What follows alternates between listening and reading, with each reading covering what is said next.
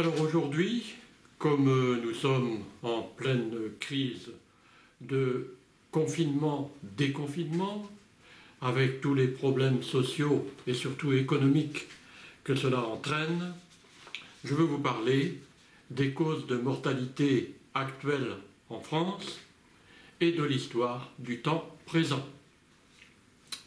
En 2018, le territoire français a compté un peu plus de 600 000 décès pour une population d'environ 66 millions d'habitants, ce qui fait un taux de mortalité de 0,9%. Alors pour comparaison, c'est en Turquie que le taux de mortalité est le plus faible d'Europe, 0,6%, et dans les pays baltes et en Ukraine, qu'il est le plus important, 1,5%. Oui, alors je sais, il y en a qui vont me dire que la Turquie n'est pas en Europe. C'est un débat entre ceux qui sont pour l'adhésion de la Turquie à l'Union européenne et ceux qui sont contre. Si l'on regarde une carte du monde, on s'aperçoit tout de suite que la Turquie se trouve à la même latitude que la Grèce et à la même longitude que les pays baltes et l'Ukraine. Donc dire qu'elle n'est pas en Europe est une erreur. Il se trouve que ce sont donc les extrêmes, pays baltes, Ukraine et Turquie.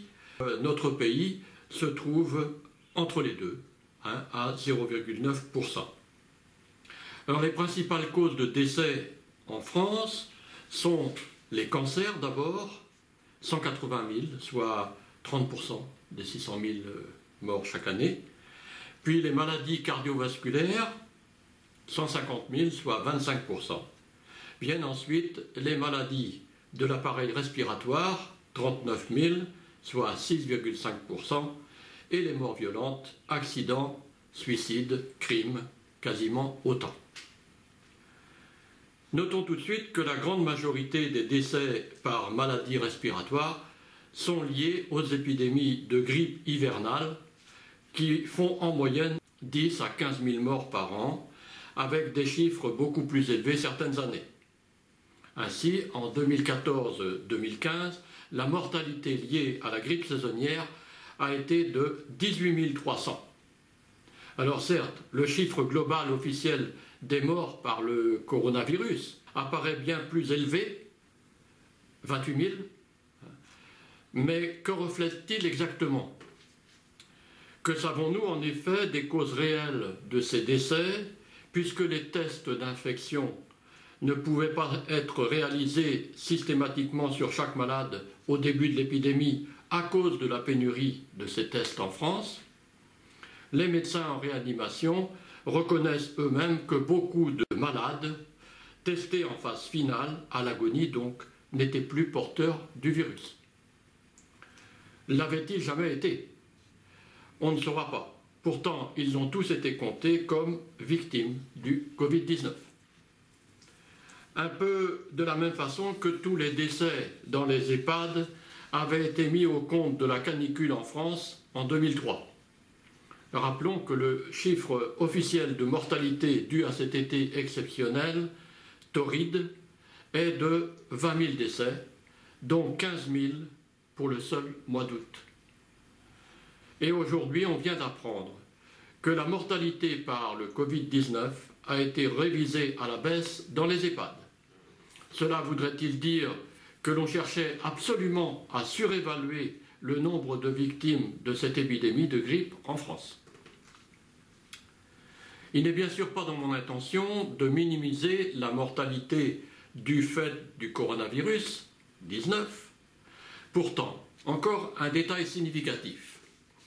Si l'épidémie de grippe saisonnière a été si importante en 2014-2015, ce le fut malgré la vaccination généralisée d'une majorité des plus de 65 ans. Sans vaccin, comme c'est le cas pour le coronavirus 19, les chiffres de mortalité par grippe dite normale seraient à l'évidence bien supérieurs. Je pense qu'il faut raisonner comme le professeur Raoul, ne soyons pas devins, attendons les chiffres définitifs. Eux seuls diront si ce fut une véritable pandémie mondiale ou si ce n'était qu'une épidémie comparable à celle d'autres grippes habituelles. Mais de la réponse à la question, dans un sens ou dans l'autre, devra dépendre impérativement la responsabilité de ceux qui nous gouvernaient. Si c'était une véritable pandémie, très contagieuse, pourquoi l'avoir prise avec tant de légèreté au début, prétendant que le port du masque n'était pas nécessaire, par exemple? Si ce n'était qu'une épidémie normale, pourquoi avoir fait un tel battage médiatique et pris des mesures aussi drastiques en matière de confinement?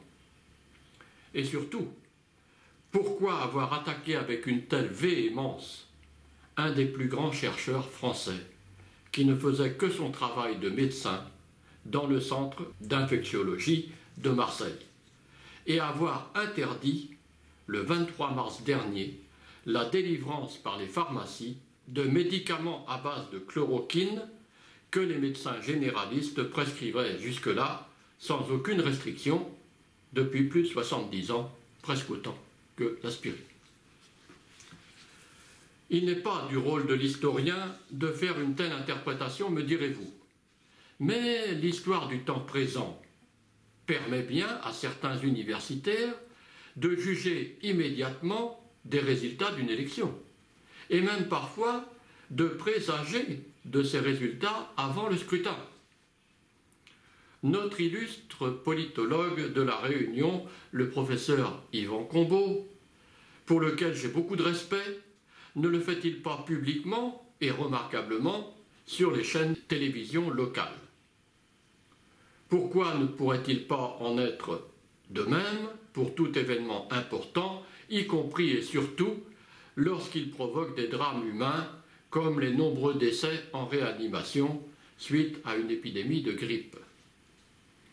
La vitesse avec laquelle circulent les nombreuses informations sur les réseaux sociaux raccourcit de nos jours énormément la durée de ce qu'on appelle le recul, si nécessaire, par la science historique, ce qui permet d'interpréter dans l'instant les sources après avoir bien entendu vérifié leur véracité. Ce n'est pas là de la polémique, ou ce que les anti-Raoul ou les anti-chloroquine appellent des fake news, ou la théorie du complot. C'est tout simplement de l'histoire du temps présent.